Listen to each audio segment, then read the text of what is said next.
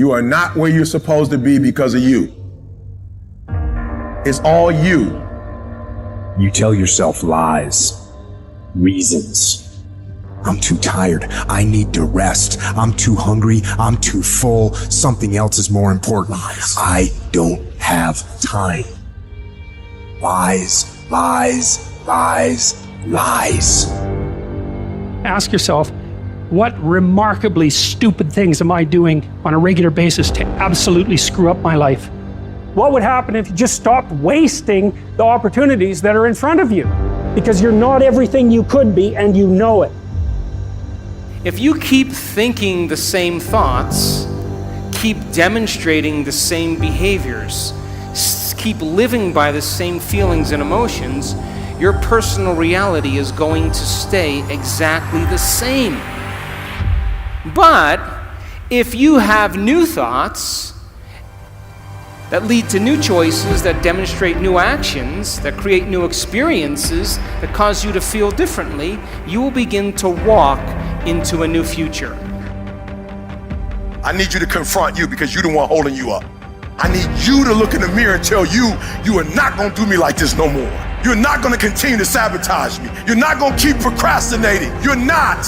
You know you should be further in life, but you keep letting you slide. Hold you accountable and don't let you off the hook.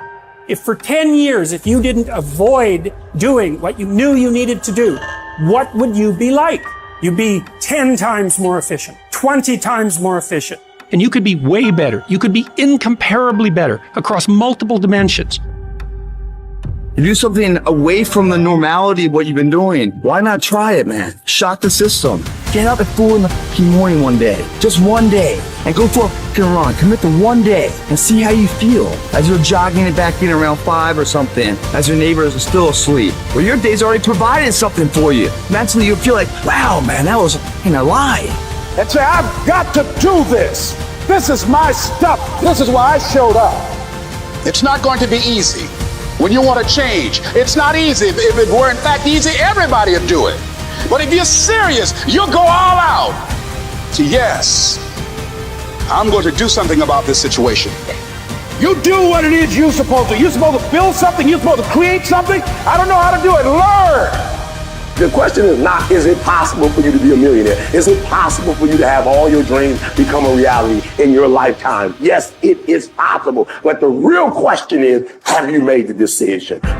Once you make a decision and you go all in and you say, I ain't quitting till I get there. I ain't giving up. I ain't giving in. I'll do whatever it takes to be successful. And when you make that decision, when you look you in the mirror, when you tell yourself that, look, I'm through, I'll do whatever it takes, I guarantee you that's the day your dream begins to happen.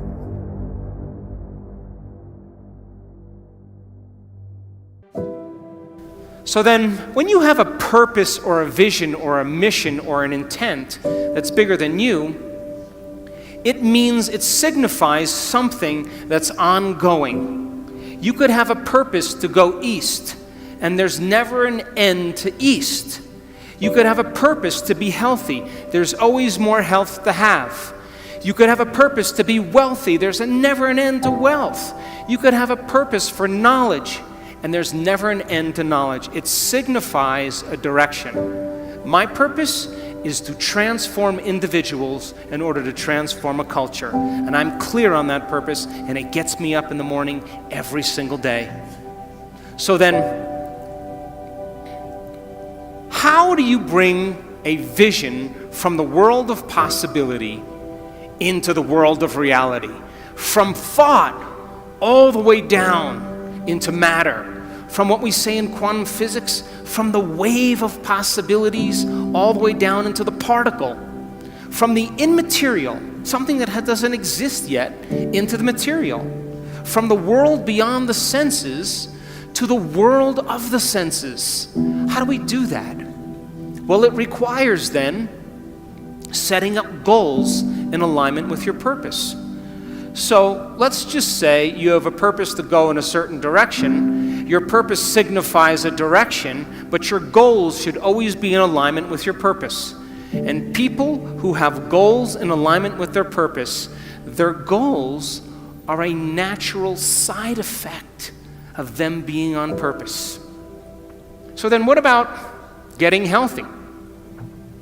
You may say, okay, I want to lower my heart rate. That's one of my goals. I want to lose, 10 kilos. I want to have more energy. I want to wear a new wardrobe and have a new relationship. This is the short-term goal at the beginning, and the long-term goal is at the end.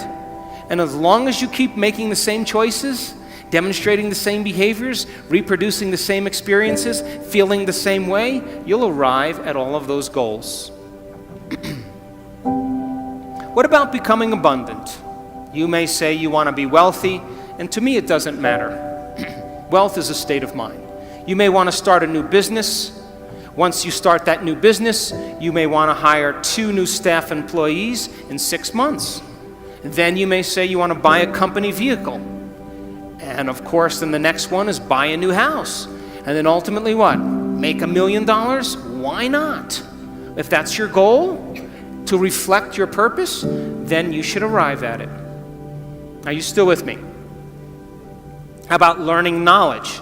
Is there ever an end to knowledge? You may want to get an associate's degree. And then you may want to get a bachelor's degree. And then you may want to get a master's degree. You may want to get a doctorate degree. And then you may want to finally do research. But all of those things are in alignment with your purpose, is it not? Now, I want you to understand that there is a very specific formula for excellence. And the formula requires a person who has a clear purpose. But there are 2 other ingredients that put this together. The first thing is called competence. You know what competence is? Somebody who does something really well. The more competent they are, the better they are at doing something. The third thing is called accountability. Accountability means if you say you're going to do something, you do it. And if someone asks you to do something, you do it really well. And if you combine a person who's on purpose with a high level of competence and accountability, you have excellence in an individual. I run 3 companies, and all 3 companies, my teams are very high on their purpose scale. They better align with my purpose. They have a very high level of competence, and they are very high on the accountability scale. And I don't even bother them. I never even manage them. Because if they're not competent, accountable, and on purpose, they're going to stand out with the rest of the culture, and other people are going to be doing their job, and they are not going to keep up. And I say to my staff, I run an Olympic level team. You have to be able to play at an Olympic level. If you can't be competent and accountable on purpose, there's nothing personal. We just have to cut you because we're moving at a fast pace. Be someone who is cool under pressure. Value serenity instead of outrage. It seems that our culture is moving in the wrong direction here. If you are blessed enough to not be on social media, you might be surprised to learn that the angriest, most passionate public figures are rewarded with the most clicks and biggest audiences. Our culture has begun to confuse passion with substance, reward the loudest and angriest voices, and thus incentivize behavior wholly at odds with Stoic wisdom. The number of decibels your voice hits as you scream about how right you are is not necessarily an indicator of how much sense you are making. As a society founded on reason and Western Enlightenment ideals, we must hold ourselves to a higher standard. We have to collectively stop allowing emotion and passion to pass for reason and factual debate. The media's goal is to literally challenge your ability to be still.